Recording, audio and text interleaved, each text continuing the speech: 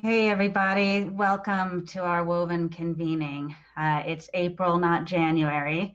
It's a virtual meeting, not our annual conclave over dinner, but we had nearly 80 people RSVP for this, so I think that's a testament to just how much we miss each other and love the camaraderie of this Women in Venture Capital gathering and community.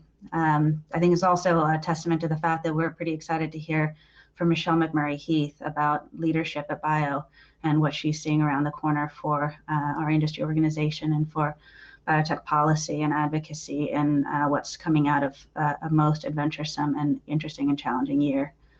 We're really grateful for our team at Canaan in the marketing group for finding us a new platform. So we're doing this on Welcome and not on Zoom. It's still virtual in 2D and video, but at least we're not fiddling with the same exact controllers and backgrounds as we do for 8 to 10 hours every day. I'm really excited to hear today's program, but before then wanted to say a couple of housekeeping things. Also want to say a huge thank you to Brenda Hirsch-Gerald, who yet again with Choate is our co-conspirator in this and is responsible for the little goodie bags that you've received, which is reflective of a couple of things. One, it's really important to be nurturing ourselves during this interesting time, and so there's a little bit of self-care, but also we want to be really deliberate about where we're using our purchasing power and where we're using our supply chains, and to be picking vendors that are representative of a more inclusive world. And so we partnered this time with a woman-owned business, Packed with Purpose, to bring you those self-care products. I think that's speaking to how we at Canaan are also looking to minority-owned and women-owned businesses as our partners in the economy. So thanks, Brenda, and thanks, Packed with Purpose, for that. Other housekeeping points, we're recording today because while a bunch of people RSVP'd and then also were able to join today, not everybody could, and we want to share Michelle's wonderful remarks with those that couldn't join. So be advised, we're recording. And finally, and importantly, so much of why we get together every year at JP Morgan is because we love to let our hair down, and as we say in Yiddish, kibitz, we like to talk and share updates and good news and complaints and deal flow. And so after our talk and Q&A, we're going to do breakout rooms in groups of 8 or 10 or so, and just talk a little bit about what's been going on and any company or projects we can share, and also to continue our effort to refer ideas and projects to each other so that we can keep lifting women up in our business and in our biotech ecosystem. So stay on for that if you can. We'd love to have a chance to connect. So with that, I want to move on to our program and introduce Michelle McMurry-Heath, who just joined Bio in June of 2020, which was not at all an eventful moment to take leadership of Bio. A lot going on in our industry and in the world at that moment in time, and also for the Bio organization. And perhaps she will talk a little bit about her efforts to transform not just our industry, but the organization itself. Michelle is probably tired of being described as a first and a leader and a breaker of new ground, because as a woman and as a minority, you're often tired of being labeled the first ever in your family and your minority and your gender. But she is a woman of first, so I want to share that she has broken some great ground in her academic and in her professional career. She studied biochemistry at Harvard as an undergrad. If you're a woman in chemistry or biochemistry, you know that that's a lonely place to be, never mind as a minority. She was also the first African-American to complete an MD, PhD in science at Duke, and I think also quite pioneering, and then not so long ago, but still a long time ago, if we think about the topic of field. She was studying T-cell engineering back at the time when you actually had to do genetic back crosses one at a time in mice. Went on from there to do health policy work. And it's interesting because she's sort of a triple threat. She did the MD, PhD, but was also taking health science and policy classes at the same time, thinking really about who decides what gets funded and why different health projects get access to federal or industry funding, and why some don't, and what the ethics and the social policy of that really means. So began thinking about her destination to Bio already back then. She went on to work in policy for Senator Lieberman, and from there did some work at the Robert Wood Johnson Foundation. She was tapped by the Obama administration to join the FDA where she worked in patient advocacy and policy as well as medical device regulation. So she's a double threat there too, also first doing both bio and med tech. And it was no surprise that J&J wanted her to come into regulatory affairs and play a leadership role for them in that regard. She also brought J Labs to Washington, D.C., helping them to globalize their effort for early stage innovation in the nation's capital. And from there, no great surprise, was tapped by Bio to come and take the leadership helm. So with no further ado, except for to mention that she also loves snorkeling and yoga and parenting her daughter Isabel, I would love to invite her onto the stage to share a little bit of her experience in her first year or so at Bio. Welcome, Michelle. Thank you so much, Nina, for that kind introduction. Can everyone hear me? I'm hoping. It's wonderful to join any group of talented women, but particularly women with the power to create change. And so thank you so much for the invitation. I'm going to share a few thoughts with you about bio, about COVID, and how we can improve healthcare for all. Then I look forward to really taking your questions and having a conversation. I'm sure I can learn a lot from each of you. So for those of you who are not familiar, BIO is the world's largest biotechnology trade association and advocacy organization. We have nearly 1,000 member companies in more than 30 countries. About 90% of our companies are small companies, but we represent all companies, big and small. We represent companies across the agriculture, environment, industrial, and biopharmaceutical sectors. And we have hundreds of small and emerging companies, universities, and research institutions among our membership. I'm proud that particularly after the events of the past year, BIO, the Biotechnology Innovation Organization, really stands up for science. We give a voice to those on the front lines developing the breakthroughs that really enrich each of our lives, protect our planet, and fuel our bioeconomy. So many of our smaller companies have no revenue and sometimes no products on the market. And a lot of them are run by scientist entrepreneurs who have spun a project out of the research lab. Many are working on just one product, one treatment, or one idea that can drastically improve people's lives, even given enough support. So at BIO, one of our great differentiators is that we represent this entire scientific ecosystem. And we've recently expanded to make sure that we have more of our investors at the table as well. We've just started an investor roundtable. Would love to involve more of you in that conversation too, because it's a burgeoning area for us and such an important part of our ecosystem. This unique perch that BIO occupies really allows us to shape the regulatory, the policy, and the trade environment to ensure that the entire global scientific ecosystem not only survives, but really thrives.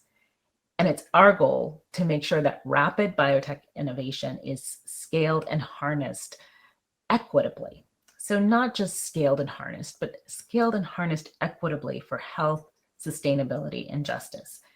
And this is what we call the biorevolution. And it's what we as an organization, and I believe as an ecosystem and industry, are working for. A world where every person has access to the care, the resources, and the scientific breakthroughs that allow them to lead opportunity-filled lives. And of course, COVID-19 has laid bare some of our inequities in our healthcare system and our economic systems, as just a few. I'm so proud of how our industry has responded, collaborated, and then produced new care and treatments. The accelerating of vaccines that we've seen this year is really the result of many individuals and groups, but also biopharmaceutical companies that really help to lead the way by producing safe and effective vaccines in record time. Many folks don't realize that our industry globally has started over 960 research and development programs designed to prevent, stop, or treat COVID. 190 vaccine research and development programs were started over this past 13 months. We hear a lot about those leading candidates, the first across the finish line, but I think we really need to applaud this Herculean effort throughout the industry to really try to contribute to getting mankind back on our feet again. So as the result, our industry has seen a 30-point bump in public approval. And I think this is incredibly important, but it's not enough because we still face a lot of political and public opinion headwinds. But what's more is we're seeing great support for science and scientific institutions more broadly. These trends give us an opportunity to promote biotechnology and science as the answers we know them to be to many of society's greatest challenges and inequities. With political leaders often deadlocked and a consensus that climate change or another pandemic will present future challenges, we really believe that this is a moment for scientists to step forward and advance critical solutions. Yet, to advance this biorevolution that we seek, we can't rest on our laurels. They say that when systems are exposed as deficient, you shouldn't rebuild them the same way. So don't just plug a leaky ship. We really need to take the time and attention to build a better boat that can carry more people safely to shore. And that's what we're working towards at Bio. I like to call it just science. And that's because I really see science as a tool for social justice. And by that, I do not just mean a return to a world where science is free from political pressure and partisan politics, although that is key as well, but one where there's again rigor and respect for data and the public servants who analyze it. But I'm also talking about a world where the science being developed, the benefits it will bring, and the opportunities that it can create can reach deeper into communities in ways that are just, impactful, and inclusive. So key to this effort will be increasing our outreach to underprivileged communities and communities of color. There's a lot I could say here, but suffice it to say that we need to be doing more to reach the people who need our scientific help the most, whose issues such as chronic asthma, diabetes, heart conditions, or in this year of 2020 and 2021, COVID, are not receiving necessarily the level of attention that they need. And as part of this effort, we need greater diversity in our clinical trials. The trials for COVID vaccines were really able to blend speed and diversity because of the resources that these companies could wield and the incentives provided by Operation Warp Speed. But that's not often the case.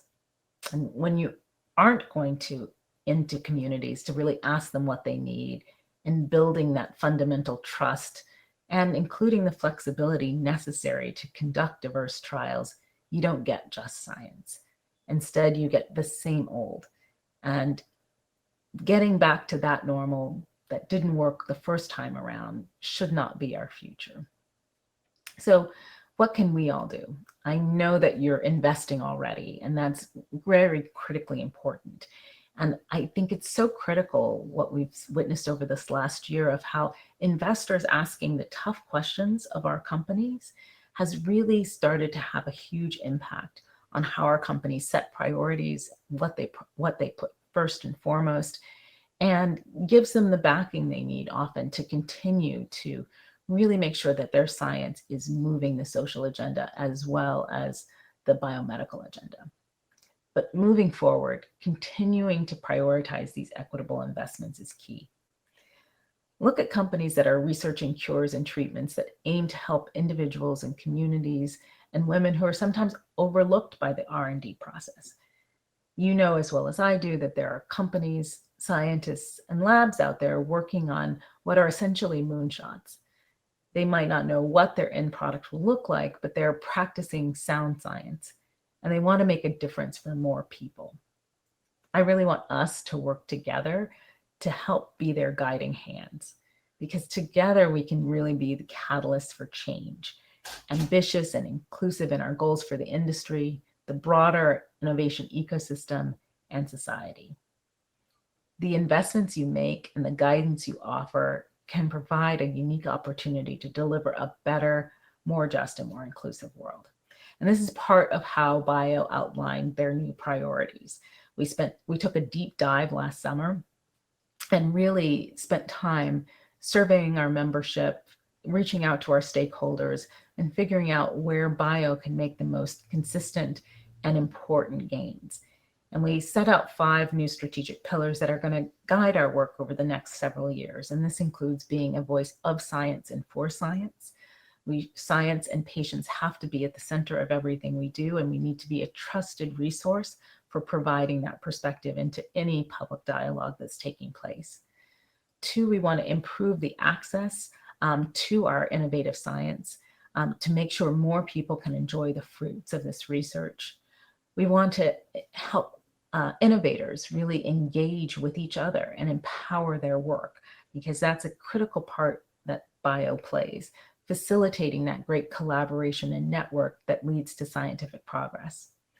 We want to make sure that we are fueling the biorevolution, so that we're looking across our ability not just to produce new medicines, but also to change the way we think about agriculture, to stave off climate change, so that we're sure that our companies are playing their role in not just building back our culture and our society, which is so key, but also that we're offering those promising jobs and careers that are going to help our economy and our families recover. And then finally, we want to make sure that we are doing everything we can to have coverage that really reaches all people when it comes to biopharmaceuticals. So as we do this work together, bio will have your and these scientists back. And that's why we push back against policies that could stifle R&D or prevent companies from being able to turn a profit. Don't overlook how much policy can influence the future of biotechnology, or the importance of everyone, including investors like yourselves, standing up to support biotech leaders searching for breakthroughs. When I started at Bio a little over 10 months ago now, I was really excited for the opportunity to support the nation and the world's biotech innovators. I've worked for large companies, federal governments, think tank, but Bio really provided a platform to speak about the issues that affect our entire ecosystem, and by extension, our society. I'm so honored to be a voice of the science and to help empower that innovation and to champion the breakthroughs and the scientific equality that we know is coming. So coming from a family that cared deeply about public health and having rare disease affect members of my family, I can say that these issues are deeply personal for me. And I'm willing to bet that each of you knows or has met someone who could benefit from greater and more equitable scientific research. The kind of research that really relies on someone believing in a company's unique work or cause, in greater access for all, and in the belief that bets on science are the best bets for our future. So as you do that work, know that Bio will be standing with you, really helping you to shape the regulatory and research and development environments that make your investments the best they can be. And over the past year, too many people have cast doubt on science. Instead of hailing vaccine investments, they've questioned whether corners were cut. We've faced the headwinds of science and vaccine hesitancy. But science is going to lead us forward, and we need to show that we believe that. If we focus on achievements and breakthroughs for all, our scientists and our innovators will be the ones leading the way in the creation of greater health and opportunity for all. So thank you so much for your time and attention, and I look forward to our conversation and your questions. Michelle, every time I hear you speak, I'm just gobsmacked at how extremely articulate and well-spoken you are. I could listen to you speak endlessly. So thank you for those remarks, and thank you for bringing your enormous talent to Bio and to us today. I have a bunch of questions, and I want to invite the audience to participate by sending your questions in the direct message feature to me, and I will surface them up to Michelle to contribute. And to warm us up, maybe I'll just start a little bit with sort of how can we help? As the investment community, it's, I think, well understood what we would like from policymakers as it regards the biotech industry. We would like prices to remain high, the FDA to remain friendly, CMS to remain reasonably accommodating, and so that tends to be the tone of our lobbying energies. If that's our ask, what can be our give and support to those that are sitting in policymaking seats on behalf of the industry, so that it feels like a two-way street. Yeah. It's interesting. We were in a meeting with some members of the administration yesterday, and I won't get into too many of the details, but I actually got a question from one of the staff members of, well, this has been such a year of sacrifice for so many people around the world, and people view your industry as a winner. So what has your industry sacrificed this year? And the question stopped me cold, because I've heard and seen the inquiries from our companies whose leaders have lost members of their family, who have battled with their own fear and uncertainty to make sure that their research pipelines don't fall behind, that have opened their labs not knowing how they were going to keep individuals safe, that have kept their labs going around the clock trying to produce these solutions. Not to mention of those 960 research and development programs I mentioned for COVID, probably 99.9% of them will never reach the market, which means that investment is lost to some extent. Not entirely, but to some extent. So everything I think that we can do to share with policymakers the huge risk that not just our companies, but our investors take in trying to find some of these solutions is incredibly important. The arduous process that science is and the unpredictable nature of it. We sit here 13 months in and feel like, of course we were going to get vaccines. Of course they were going to come quickly. When none of us on this call would have said that that was a certainty 13 months ago. So anything I think that we can do to share the true experience that we witness in science, I think will go a long way, because people want to know what skin we have in the game, and I think we have considerable skin in the game. I think that's so true, and also, there's been sacrifice in those that have gone to work in scary circumstances and been uncertain about the safety, but there's also been a tremendous amount of work, and maybe the positive is also the employment opportunity and the job creation and the economic benefit of the industry that is sometimes not as evident to the public. That's a great point. How do you differentiate bio from pharma? It's interesting. We don't think so much about it. I think what's interesting about bio is that we represent a huge range of organizations.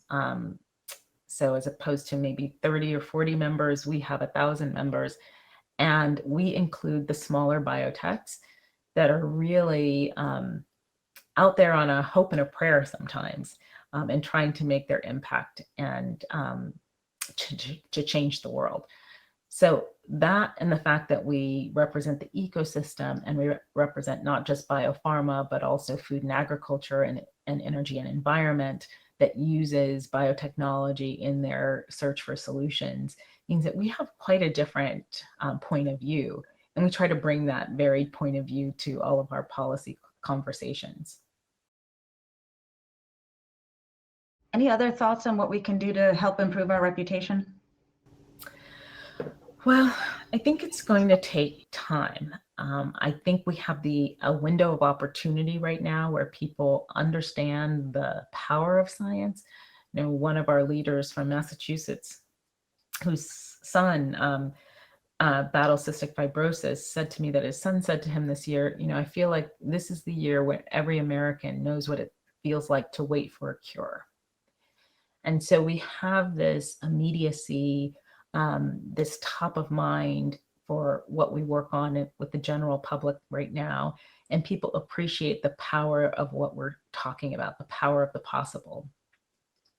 But now they want to see us working just as hard for access to those therapies. They want to make sure that we're talking about how science can be equitably applied. And that is really going to be the proof in the pudding for many. I think people are holding their breath until they see that. And that's part of the reason why bio has worked so hard this year, not just on helping to facilitate all that work in response to COVID, but also fighting very hard to make sure that COVID therapies and vaccines are fully covered, making sure that as states are dealing with their increased Medicaid rules, that the federal government is doing 100% match, so that states can afford to cover all those new patients when it comes to treating their Yeah. COVID symptoms and sequelae. So we have to be there for patients as they're accessing the science, not just in the generation of the science.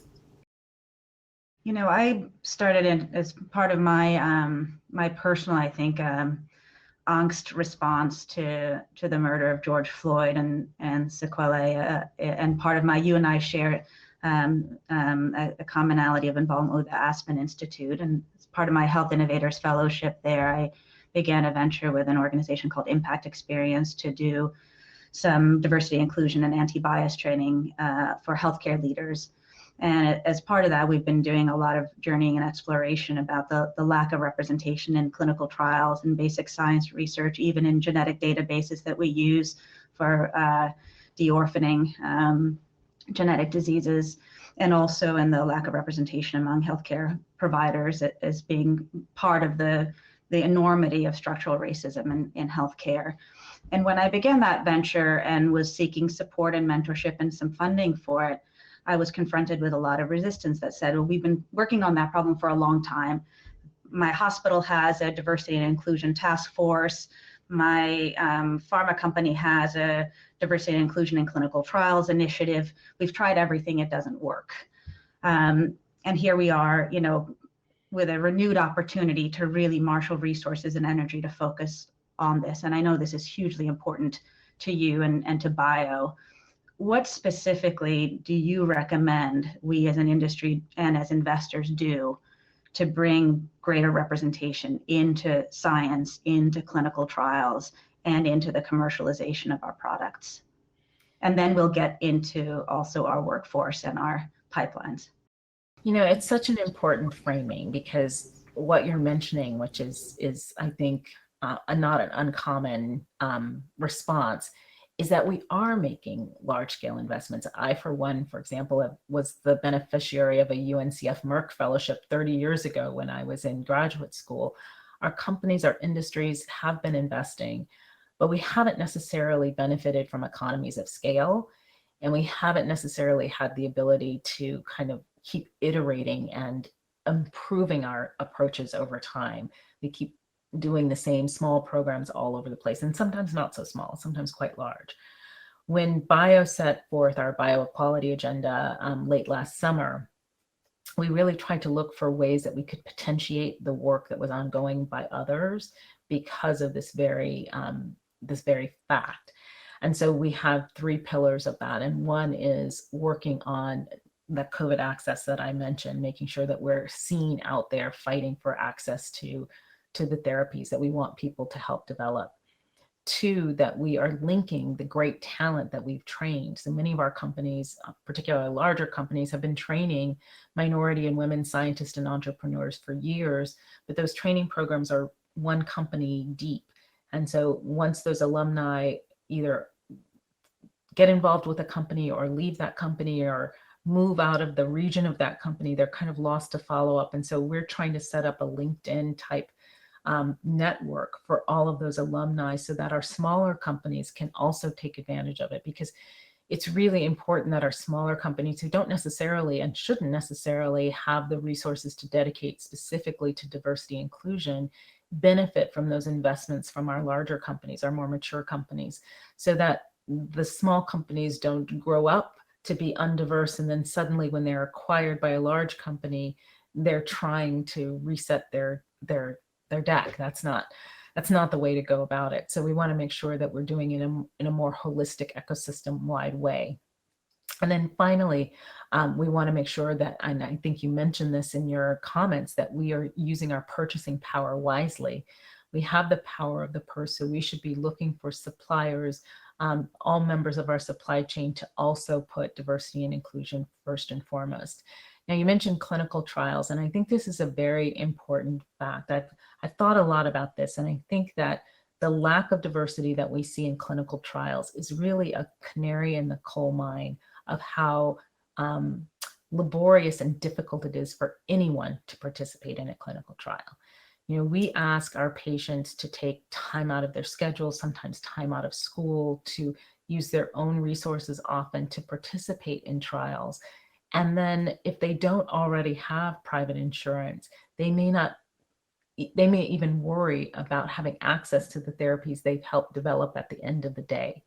And so we're trying to work on clinical trial diversity, not just in making sure that our companies know it's important and we're helping them find the patients, but also in a way that says, okay, how can we make this process more inclusive for all and attractive for all? And so we think it's time to reconsider the incentives we offer people. If you participate in a clinical trial, you should have access to health insurance after that fact so that you know your disease will already be treated. That's the least society can do for your involvement at that level. And we also have to make sure that we're thinking about leveling the playing field. So having led regulatory and clinical for all the device companies of Johnson & Johnson, I can tell you we knew how to diversify trials, but we knew it was going to be more lengthy and more expensive. And when you're in a competitive race to the finish line, you can't unilaterally disarm like that. So what we saw with COVID vaccines, where all of the manufacturers presented diverse trials, shows you that it can be done when you know that all of your competitors are working out of the same playbook. And I think that's going to be important as well. That's such a great way of putting it, unilateral disarmament, because that really is the issue. And I think that is a major reason why those efforts are abandoned, is because it does take more time and it does take more money. And then, of course, I think there's the criticality of separating what you're trying to achieve, which is that access equity, and not confuse that with medical racism to suggest that you are needing to treat an African American or a Latino because there is some genetic difference in response, because so rarely is that even the case. It's really about all those other social determinants that should be included. What about geography as you think about your role in bio? We've done a fantastic job in the biotech industry of creating these massive hubs in a few regions. I'm jumping about a bit here, but how do you think we will look in 5-10 years, now that the pandemic has distributed us a lot more in terms of where our workforce might have been zooming in from? Many of the big pharmas have decided that they will have a remote workforce in perpetuity. I'm sure some of the big biotechs will think about the same. How do you see us geographically distributed as a workforce in your constituency? And what do you think that might mean for representation, for labor, et cetera? Yeah, no, it's a great question. And I definitely see this opening up. We see it in the collaborations. We set up a COVID, almost like Craigslist for resources hub that allowed manufacturers and innovators to link together globally to share resources and approaches. And that was highly successful. And so I think we're going to see a lot more partnerships that happen across the globe and at a distance, in addition to our workforce becoming more and more remote. What gives me a little bit of pause about that is that laboratory work is still in-person work. And so being at the bench is still at the bench. It's a little bit hard to have a bench in your living room and do the same sort of sometimes collaborative scientific work that you would do otherwise. So I think until we unlock how we're going to handle that piece, we run the risk of bifurcating our our even more than they already are from the scientific side and the business side. And I think it's so important for our leaderships to really have a sense of both. And so we as a specific industry are going to have to mine that gap really carefully to make sure we don't create an artificial divide there. That's really important. It also makes me think a little bit about scientific education too. And I guess my mind went to we're having ever more convergent businesses, and the leader of tomorrow's biopharma business probably is part scientist, part data scientist, part business person. And how are we training the workforce of tomorrow? And that brings a question from another audience question also, that's thinking about, on the one hand, our economy and our society is growing increasingly aware of and dependent on science to keep us safe, to keep us thriving, to keep us growing as an economy. And yet we also have this significant counterwave of science distrust and expertise distrust. We saw that profoundly during the pandemic.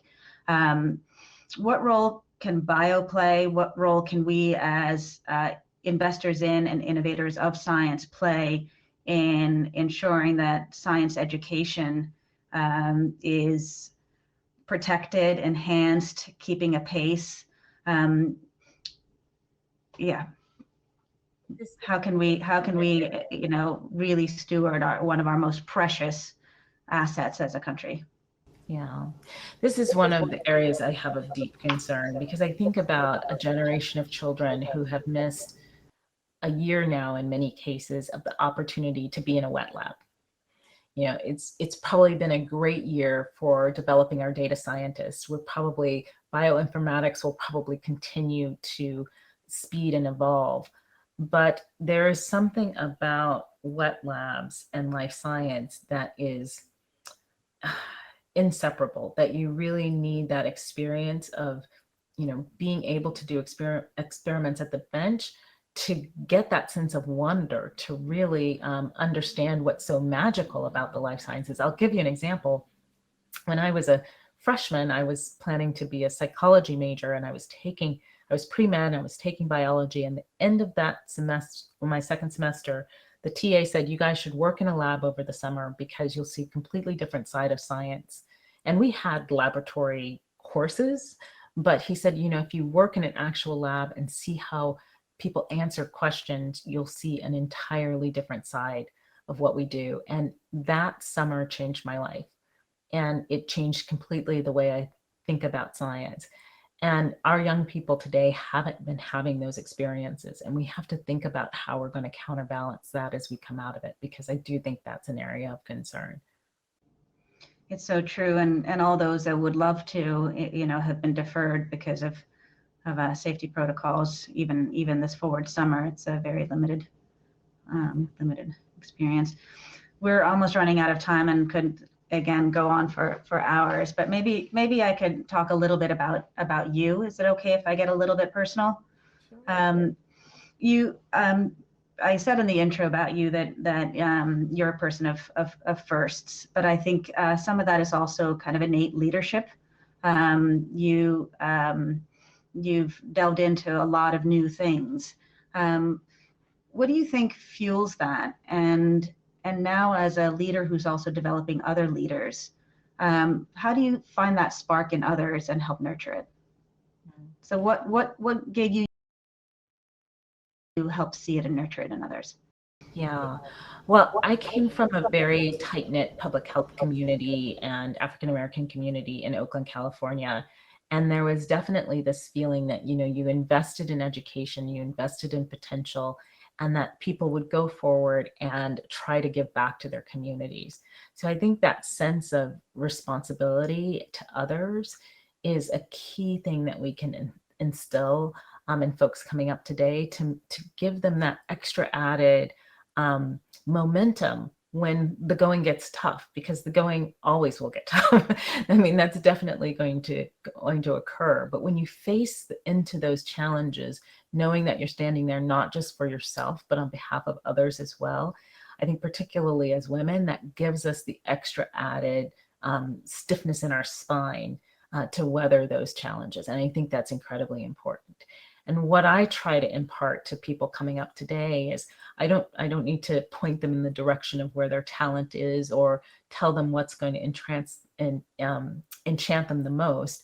But what I can tell them is to give it time, to know that facing a challenge doesn't mean you're going the wrong direction. It just means that you are doing something that is tough and probably important. And so that's what I really try to encourage people with, because sometimes if you just stick with it and get through that 6 months that looks really hard, or that year that looks really hard, you'll get to the other side, not just victorious, but also armed with an understanding that you can reach back with and help so many others. So I think that's important for our young female leaders in particular to think about. Second tagline for Woven, women who venture. We can have a second tagline, women, we do hard things. Most definitely. Usually with a smile and in high heels sometimes. So we do at Woven, we do a quick rapid fire set of questions. So here are a couple of rapid fires. Do you have a workout routine? I just bought a very dusty Peloton bike, but I was very into yoga before all of this happened, and I missed the camaraderie of the yoga studio. Studio, indeed. How about a favorite book or movie? Oh my goodness. I watched Grease over 25 times when I was a kid growing up. But I love all movies, but that's probably the most embarrassing admission. I almost have to sit on my hands not to break into dance routines made up to Grease as a kid. Do you have a life hack, like a shortcut or a hint that makes life easier? Don't wait 40 years to learn how to meditate. Good one. So maybe that's your spiritual practice, but do you have a faith or a spiritual practice? Most definitely. I grew up in the Methodist church, African-American church. I believe in great gospel music as a way of just clearing out your mind and your soul, and also that camaraderie and community to really move forward.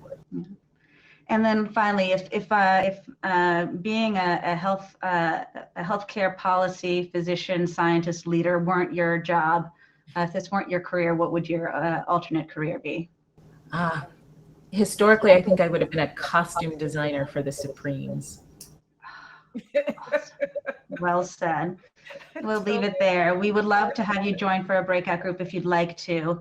And a huge thank you from all of us for joining today and for leading bio and for setting just a shining example for excellence. Thank you.